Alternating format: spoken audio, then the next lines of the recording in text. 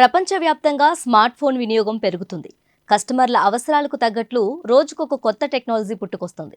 ఈ క్రమంలో వారి భద్రత, గోప్యత ప్రశ్నార్థకంగా మారింది. ఎంత జాగ్రత్తగా ఉన్నా మన సమాచారం హ్యాకర్ల చేతికి చిక్కుతుంది. సున్నితమైన సమాచారం వారికి చిక్కి చాలా మంది ఇబ్బందులు పడుతున్నారు. ఈ క్రమంలో తాజాగా వెలుగులోకి వచ్చిన ఫోన్ ట్యాపింగ్ వ్యవహారం ప్రజల్లో ఆందోళన కలిగిస్తుంది.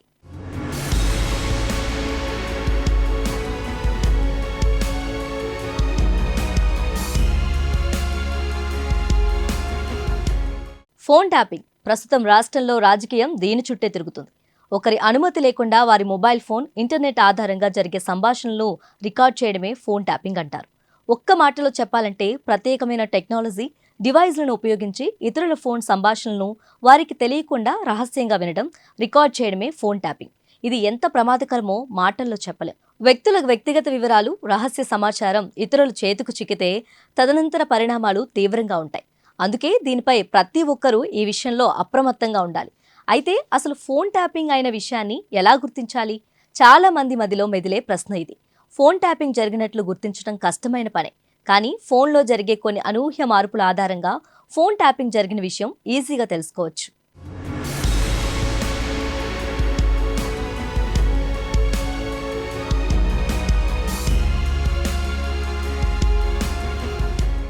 బ్యాటరీ కండిషన్ను ఆధారంగా ఫోన్ ట్యాపింగ్ జరిగిన విషయం గుర్తించవచ్చు. ఫోన్ బ్యాటరీ వేగంగా డిశ్చార్జ్ అవ్వటం, విపరీతంగా వేడెక్కటం ఫోన్ ట్యాపింగ్కు సంకేతాలు. అన్నోన్ యాప్స్ ద్వారా మార్ఫ్లెట్స్ను ఫోన్లోకి పంపిస్తారు.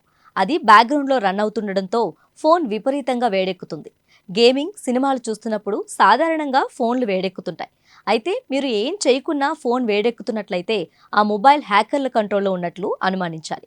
ఫేస్బుక్, ఇన్స్టాగ్రామ్ తదితర సోషల్ మీడియా సైట్స్లో ప్రమేయం లేకుండా ఏవైనా పోస్టులు అప్లోడ్ అయితే ఫోన్ హ్యాక్ అయినట్లు భావించాలి. కాల్స్ మాట్లాడుతున్నప్పుడు వింత శబ్దాలు, రీసౌండ్, వాయిస్ సరిగా వినపడకపోవటం జరుగుతుంటే ఫోన్ ట్యాపింగ్ జరిగిందని గుర్తించాలి.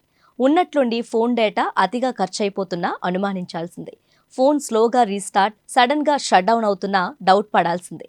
వీటితో పాటు గుర్తు తెలియని నెంబర్ల నుంచి టెక్స్ట్ మెసేజ్లు, అలర్ట్ నోటిఫికేషన్లు వస్తుంటే ట్యాపింగ్ జరిగినట్లు భావించాలి. అలాగే ఫోన్ వాడినప్పుడు కూడా స్క్రీన్ ఆన్ ఆఫ్ అవ్వడం కూడా ట్యాపింగ్కు సంకేతమే. ట్యాపింగ్ జరిగిందని అనుమానం వస్తే ముందుగా ఫోన్ చెక్ చేయాలి. తెలియని యాప్స్, ఫైల్స్ కనిపిస్తే వెంటనే డిలీట్ చేయాలి. సెట్టింగ్స్లో ఏవైనా తేడాలు జరిగినట్లు గమనిస్తే వెంటనే సరిచేసుకోవాలి. ఎప్పటికప్పుడు సిస్టమ్ సెక్యూరిటీ అప్డేట్స్ చేసుకోవాలి. సెక్యూర్డ్ వైఫై నెట్వర్క్స్లోనే వాడుకోవాలి. పబ్లిక్ నెట్వర్క్స్కు దూరంగా ఉండటం మంచిది. ఫోన్ యాక్టివిటీలో ఏవైనా మార్పులు గమనిస్తే వెంటనే అప్రమత్తం కావాలి. డివైస్ను ఫ్యాక్టరీ రీసెట్ చేస్తే అందులోని మాల్వేర్ తొలగిపోతుంది. యాంటీవైరస్ లేదా యాంటీ స్పామ్ వేర్ సాఫ్ట్వేర్ను ఫోన్లో ఇన్స్టాల్ చేసుకోవడం ద్వారా ఫోన్ను ట్యాపింగ్ నుంచి రక్షించుకోవచ్చు.